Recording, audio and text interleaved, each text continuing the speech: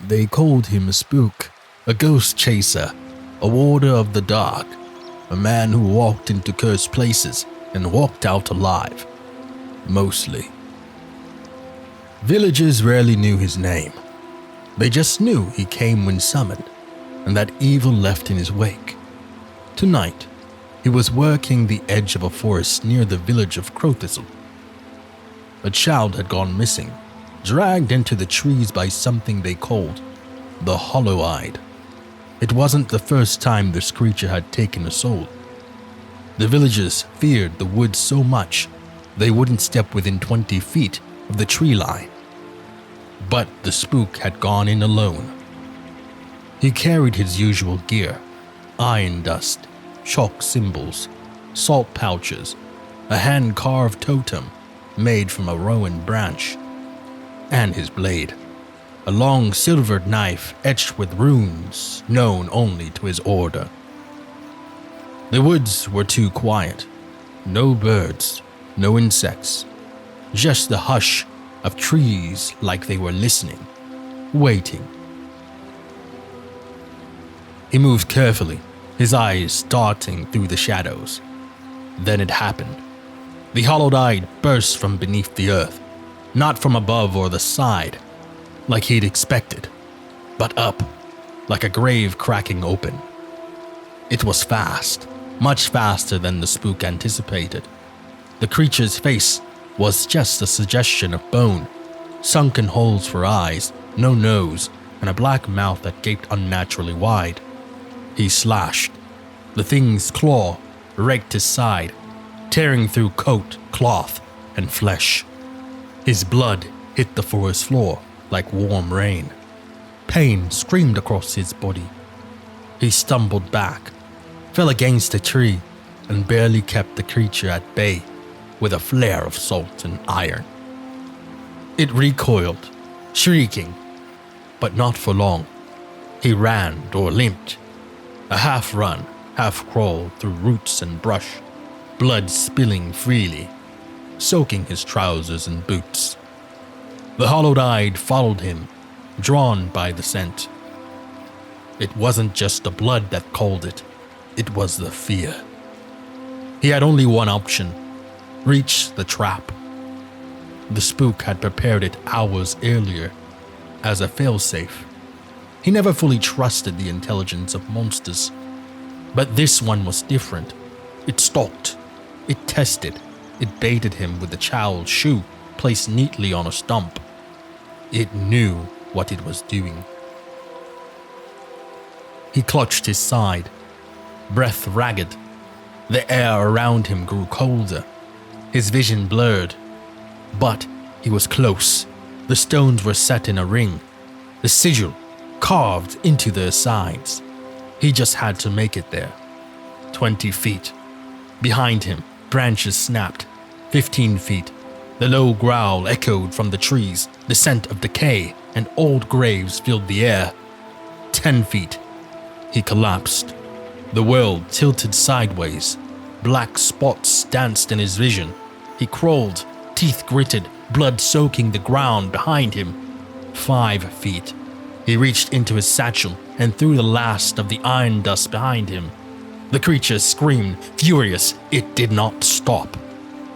The moment he crossed into the circle, he reached for the final piece, the ignition stone, a shard of quartz soaked in holy oil and engraved with the warding mark of Saint Arnulf. He slammed it into the center of the trap. The stones around the circle flared with pale blue light. A dome of force shimmered into existence. The creature lunged. It hit the invisible wall and howled, its face twisted in fury. It clawed at the barrier, pacing around it, nose to the ground, breathing deep.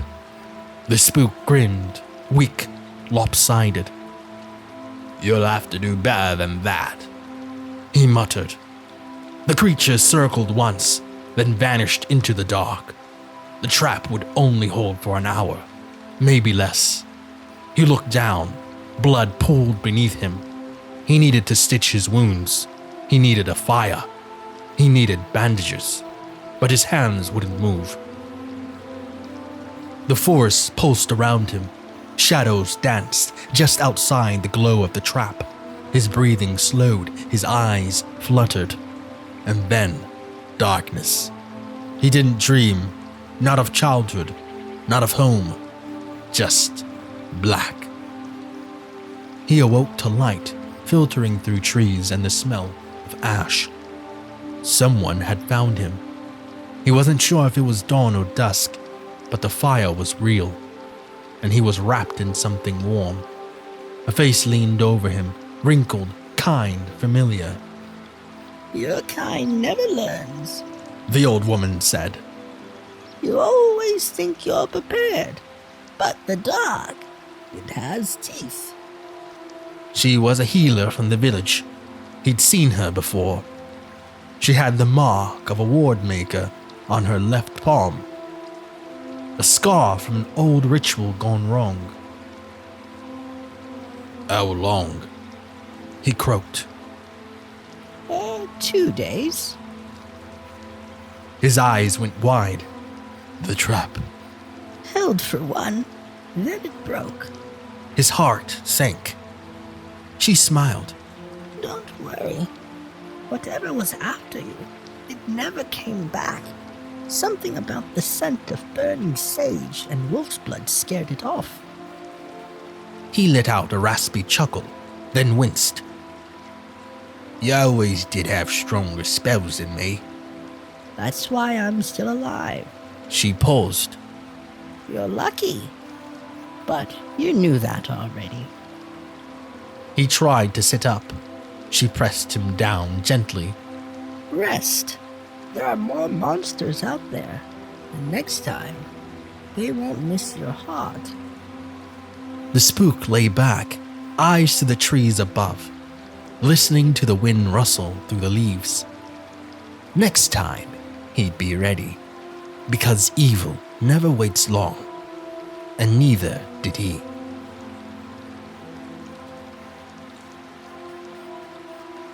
The fire crackles, the forest breathes, but evil still waits in the dark. Thanks for listening to the Draconian universe.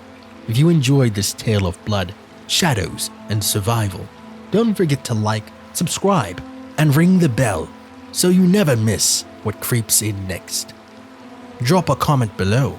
What would you have done in the spook's place? And do you think the hollowed-eyed is truly gone? Until next time, watch the shadows. They're watching you. Good night.